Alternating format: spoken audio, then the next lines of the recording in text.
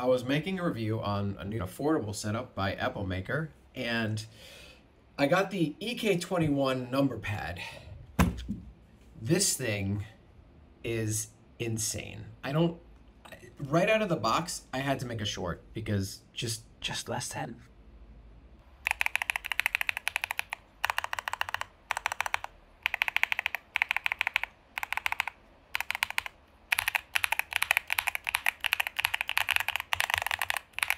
It's got the wisteria switches in it, and man, that's incredible. Right out of the box, that's incredible.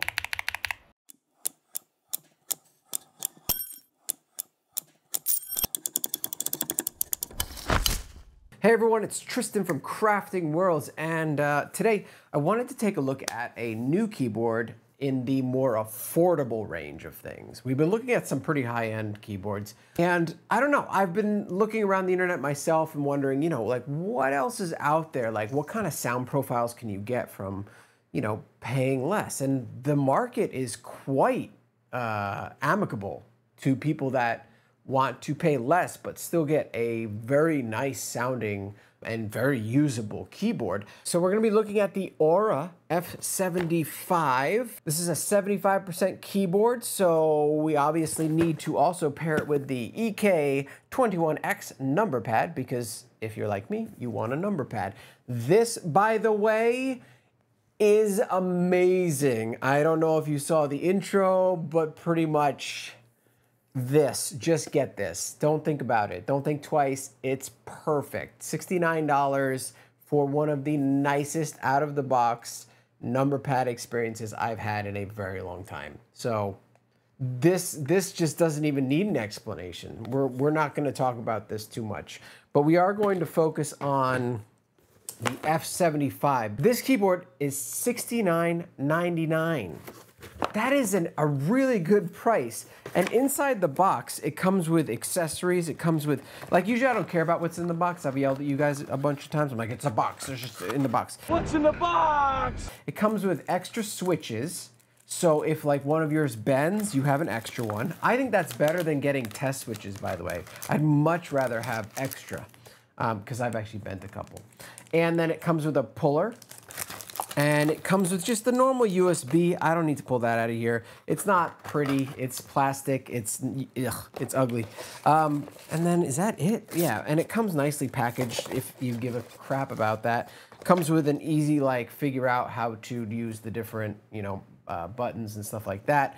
It is Mac and PC compatible, and it is wireless, Bluetooth enabled, and wired with USB-C. So, I mean, what's wrong with it? That's right. Like that's the question you have at this point, is what could possibly be wrong with it? Because there has to be, right? There has to be something wrong at that price point.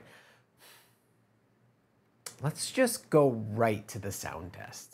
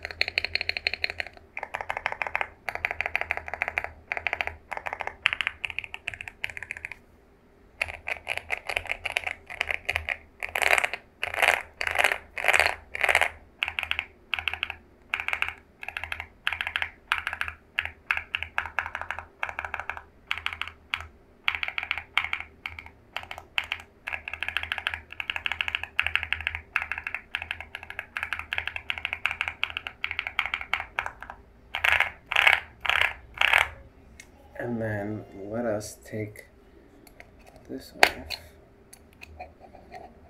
Okay.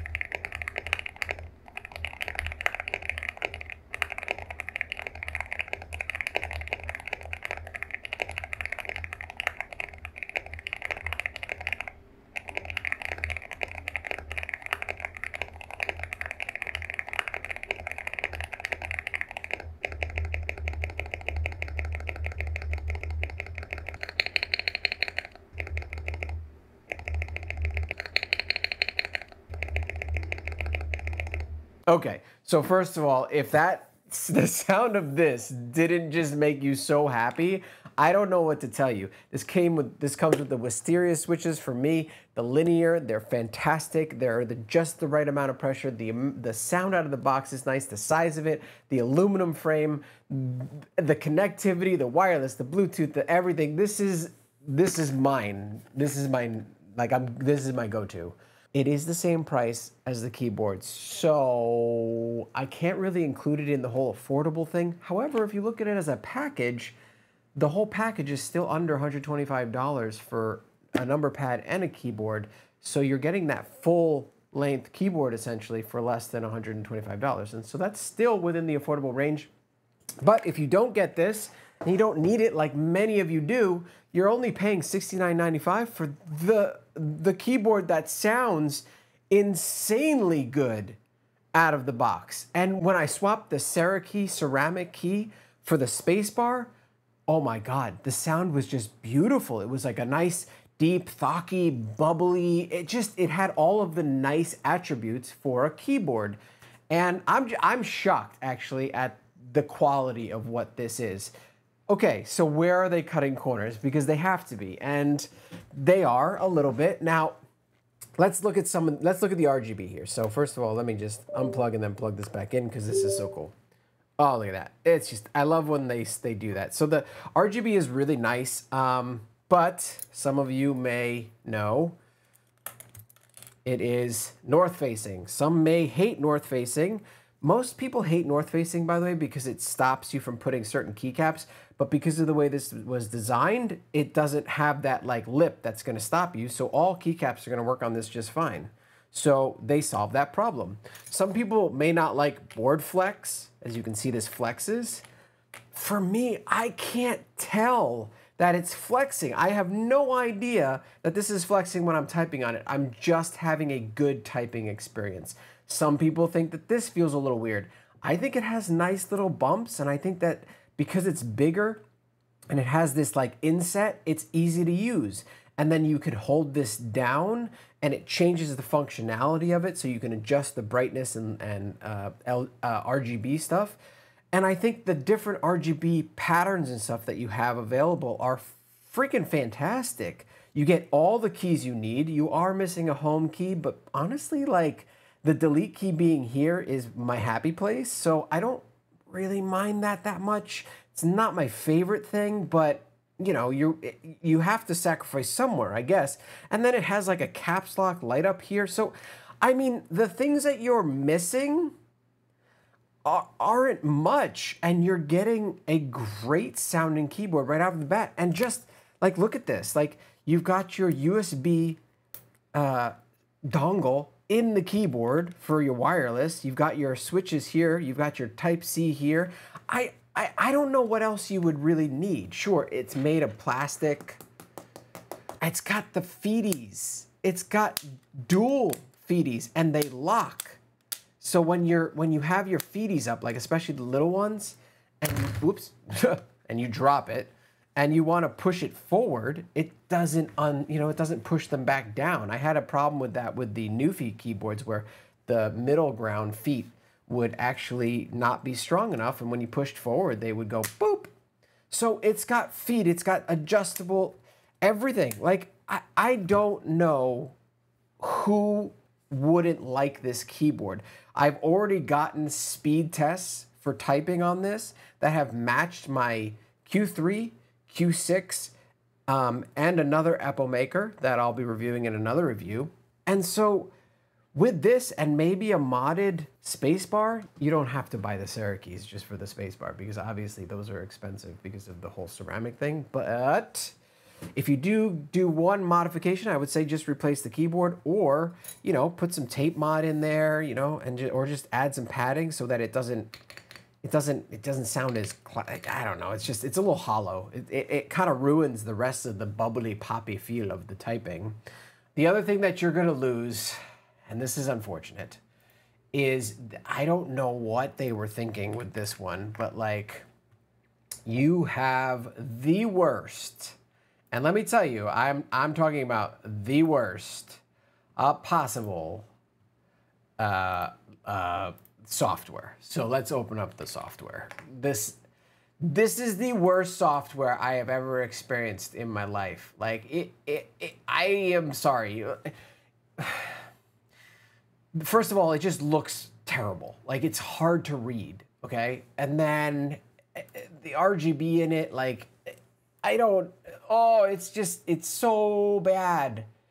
It's so bad. So like I did a nice solid color and I really like how it matches the color of the keys on this and it's got that nice pink. And so for me, I'm totally fine with this, but for most people, like I don't think this is gonna be something you enjoy.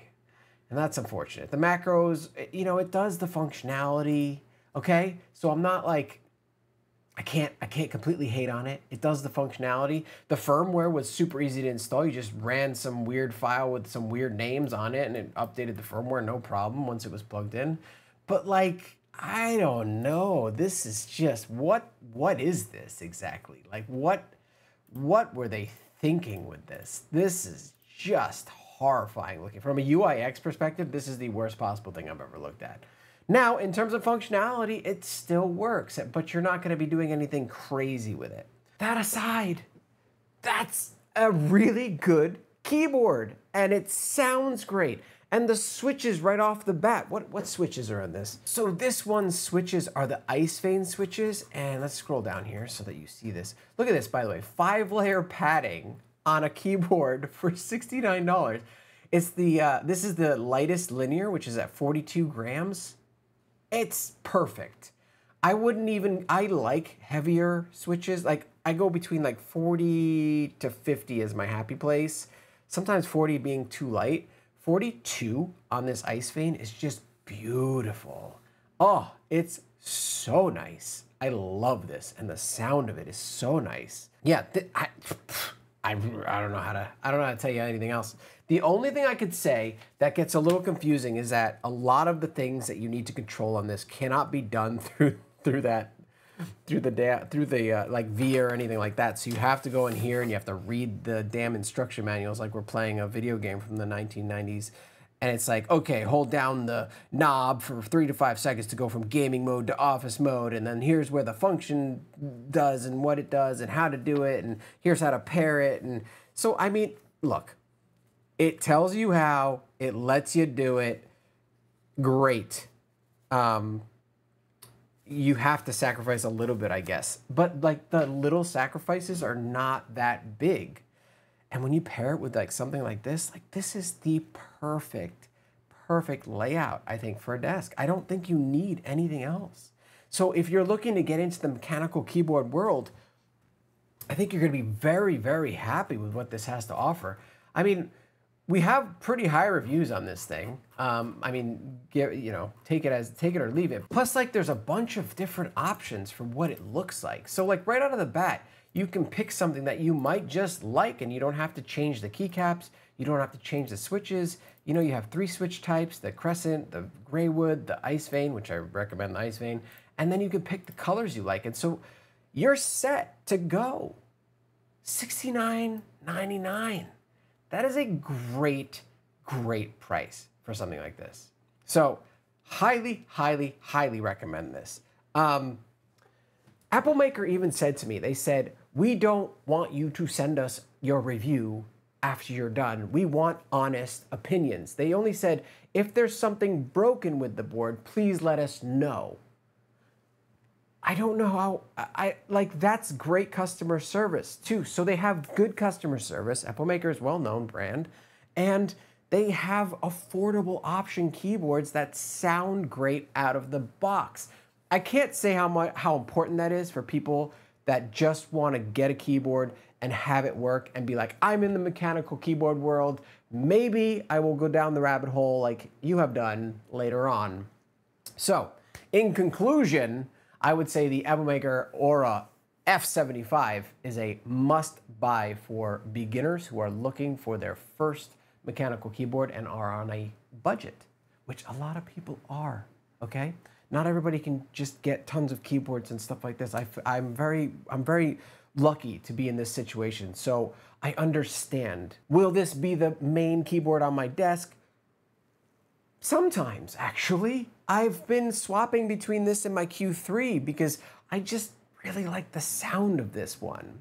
So if you want a nice sounding keyboard, you want to pay a very little amount of money, you don't mind the fact that the software is just a little bit fucking outdated, and you can mod the spacebar a little bit, and yeah, I think this is a great pick.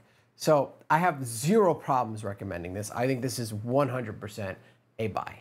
So thanks for watching. This is a short one because it's really good. It's just really good out of the box. So I appreciate you watching. I hope this was helpful. If you have any questions or inquiries, ask in the comments below. Otherwise, a like would be great, a dislike if you hated it, and subscribe, hit the bell icon for notifications, and I will see you, as always, in the next video.